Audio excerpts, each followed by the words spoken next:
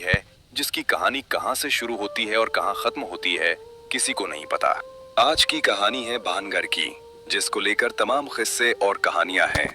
और जब भी भारत की सबसे भूतिया और श्रापित जगह का जिक्र होता है तो इस किले का नाम सबसे पहले लिया जाता है। दिल्ली से लगभग 235 किलोमीटर दूर राजस्थान के अलवर जिले में तीन तरफ से अरावली की पहाड़ियों के बीच में एक किला बना हुआ है जिसका नाम है भानगढ़। भानगढ़ के किले को साल 1573 में आमेर के राजा भगवंत दास ने अपने छोटे बेटे माधव सिंह के लिए बनवाया था। जब ये किला बनकर तैयार हुआ तो ये बहुत ही आबाद और खुशहाल हुआ करता था और उस वक्त भानगढ़ में 9000 से भी ज्यादा लोग रहते थे। मगर फिर अचानक ऐसा क्या हुआ कि एक हंसता खेलता शहर खंडहर में बदल गया और आज लोगों के बीच भानगढ़ के लिए इतना खौफ है कि लोग वहां दिन में भी जाने से कतराते हैं।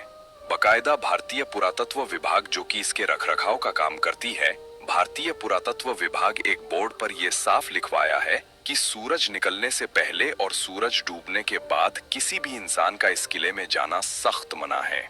यानी कि आप दिन के उजाले में भानगढ़ के किले में जा सकते हैं, पर अंधेरा होने से पहले ही आपको वहां से बाहर आना होगा।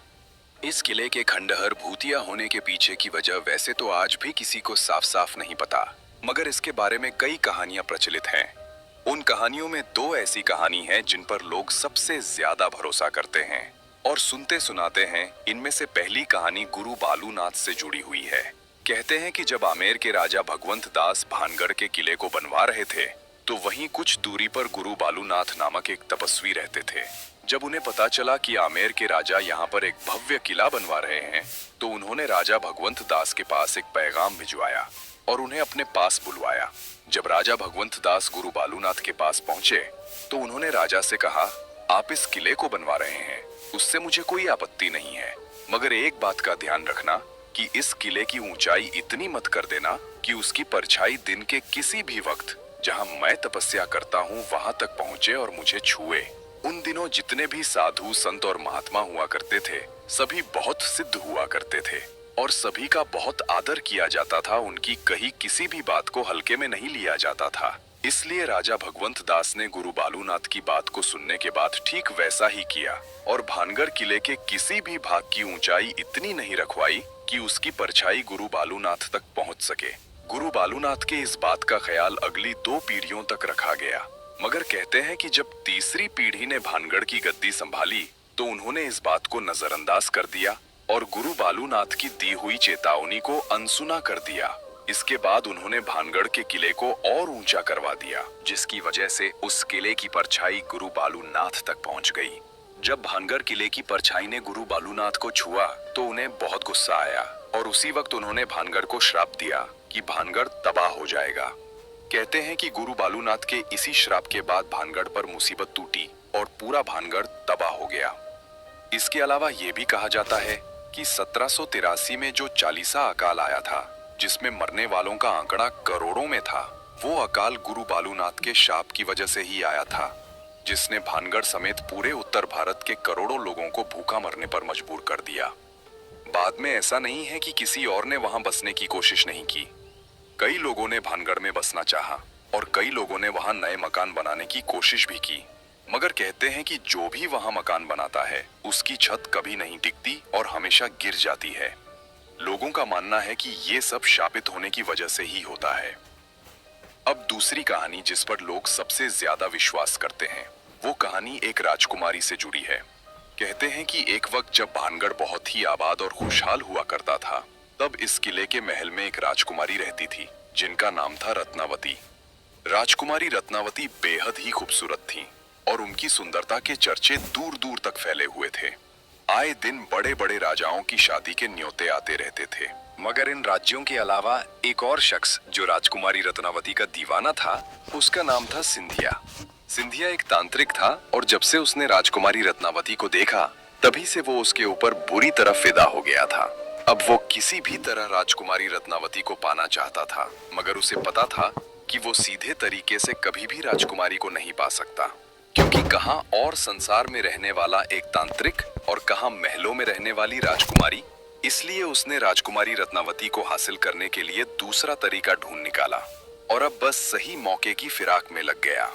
एक दिन आखिरकार उसे ये मौका मिल ही गया। उस दिन राजकुमारी रत्नावती की एक दासी भानगढ़ के बाजार में आई। दरअसल वो राजकुमारी के लिए बालों में लगाने वाला तेल खरीदने आई थी। तांत्रिक सिंधिया किसी ऐसे ही मौके की तलाश में था। जब वो दासी तेल खरीद कर वापस जाने लगी तो तांत्रिक सिंधिया ने उसे किसी बहाने से रोक लिया। क्योंकि वो तंत्र मंत्र में माहिर था, उसने दासी द्वारा लाई गई तेल की बोतल पर चुपके से काला जादू कर दिया। जब दासी राजकुमारी रत्नावती के पास पहुंची और तेल दिया तो राजकुमारी को कुछ शक हुआ। रत्नावती बहुत ही समझदार थी, इसलिए तेल को देखकर उन्हें पता चल गया कि इस पर किसी ने तंत्र मंत्र का इस्तेमाल किया है। जब राजकुमारी ने अपनी दासी से पूछा तो दासी ने तांत्रिक सिंधिया के बारे में बताया। सिंधिया का नाम सुनते ही राजकुमारी को पूरा माजरा समझ में आ गया और उन्होंने वो तेल की बोतल एक पत्थर पर दे मारी। इस वजह से तेल और उसका सारा जादू उस पत्थर में समा गया। अब वो पत्थर खुद ब खुद लुढ़क कर तांत्रिक सिंधिया की तरफ बढ़ने लगा। तांत्रिक ने देखा कि एक बड़ा पत्थर तेजी से उसकी तरफ बढ़ रहा है तो उसे सारी बात समझने में देर नहीं लगी। मगर इससे पहले कि वो कुछ करता, पत्थर उसकी छाती पर चढ़ गया। क्योंकि वो पत्थर बहुत बड़ा था, अब तांत्रिक का जिंदा बच पाना नामुमकिन था।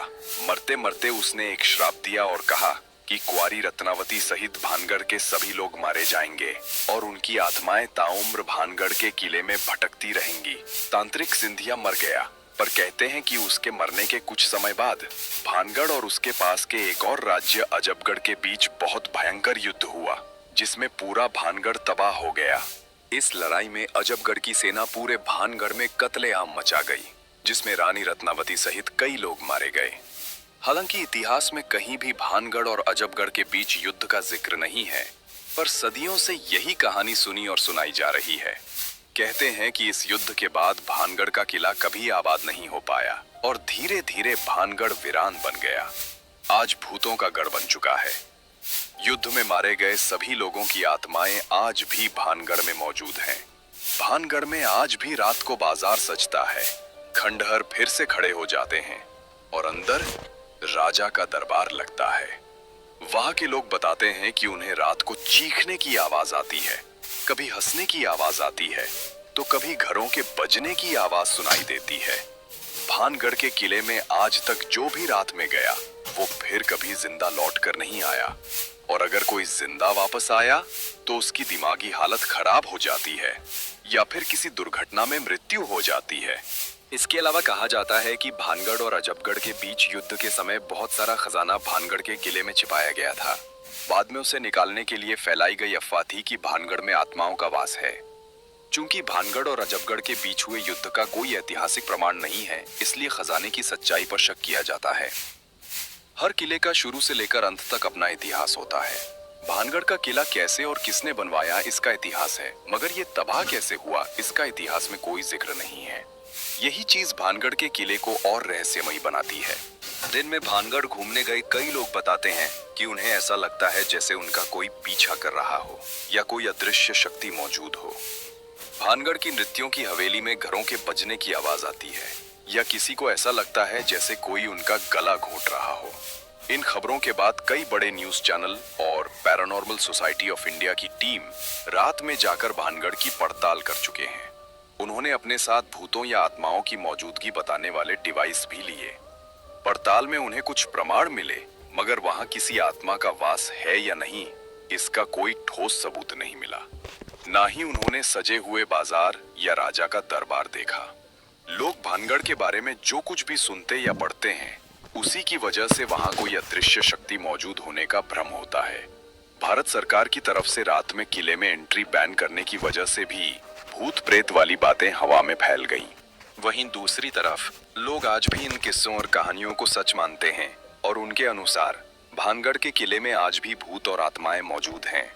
कुल मिलाकर आज भी किसी को नहीं पता कि 300 साल पहले भानगढ़ में ऐसा क्या हुआ कि वो वीरान और खंडर बन गया और पूरे भारत की सबसे डरावनी और भूतिया जगह बन गया। तो ये थी पूरी कहानी भूतों के गढ़ भानगढ़ की। मुझे उम्मीद है कि आपको